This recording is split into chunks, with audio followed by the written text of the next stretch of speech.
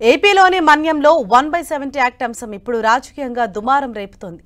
Agency ప్రాంతాల్లో పర్యాటక అభివృద్ధికి 1/70 యాక్ట్ అడ్డుగా ఉందని, దీన్ని పరిశీలించాల్సిన అవసరం ఉందన్న స్పీకర్ అయ్యన్న వ్యాఖ్యలపై ఆదివాసీ గిరిజన సంఘాలు ఆగ్రహం వ్యక్తం చేశాయి.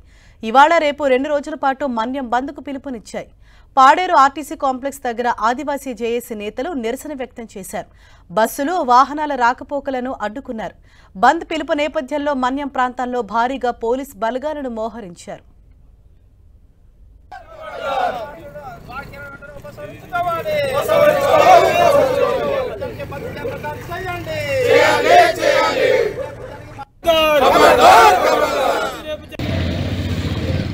అయితే ఏజెన్సీలో 1/70 యాక్ట్ మార్చే ఆలోచన ప్రభుత్వానికి లేదన్నారు మంత్రి గుమ్మడి సంధ్యారాణి. ఆదివాసీ గిరిజన సంఘాల బంద్ నేపథ్యంలో మంత్రి ప్రెస్ నోట్ రిలీజ్ చేశారు. ఎవరూ ఆందోళన చెందాల్సిన అవసరం లేదన్నారు. 1/70 యాక్ట్ విషయంలో తాను మాట్లాడిన మాటలపై క్లారిటీ ఇచ్చారు స్పీకర్ అయ్యన్న పాత్రుడు.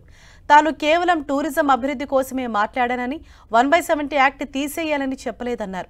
పర్యాటక ప్రాంతాల్లో పెట్టుబడులు పెట్టడానికి అడ్డంకులు లేకుండా చూడాలని చెప్పానని, అయితే తన వ్యాఖ్యలను కొందరు రాజకీయాల కోసం తప్పుగా ప్రచారం చేస్తున్నారని తెలిపారు.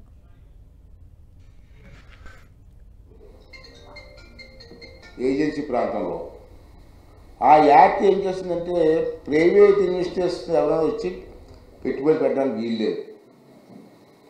ట్రైబల్సే పెట్టుబడి పెట్టి 5 స్టార్ హోటల్ 3 స్టార్ హోటల్ కట్టాలి. కట్టే స్తోమత ఉందా వాళ్ళకి? లేదు. మరి 5 స్టార్ హోటల్ 3 స్టార్ హోటల్ లేకపోతే నీకు టూరిస్టులు ఎందుకు వస్తారు? అయితే కర్ణాటకలో కొన్ని ఏరియాలు చూశాను నేను. అక్కడ అటవీ ప్రాంతాలలో 5 స్టార్ 3 స్టార్ హోటల్ వచ్చాయి. దాన్ని ఒకసారి పరిశీలించి ఏ చట్టం ప్రకారం కర్ణాటక కట్టారు, మరి అదే చట్టాన్ని ఆంధ్ర రాష్ట్రంలో ఎందుకు ఇంప్లిమెంట్ చేయకూడదు?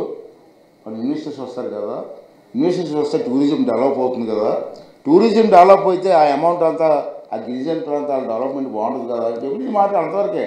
అది రికార్డ్ చూసుకోండి, మీ ప్రెస్లో కూడా ఉంటే చూసుకోండి. దానికి కొంతమంది ఇప్పుడు ఏం చేస్తారంటే 1/47 యాక్ట్ని తీసేయమన్నారు స్పీకర్ గారు. ఉండడానికి వీల్లేదని మాట్లాడుతున్నారు. దీనివల్ల మా గిరిజనులకు అన్యాయం జరుగుతున్నారు. నేను చెప్పింది వేరు, వాళ్ళు మాట్లాడుతున్నారు.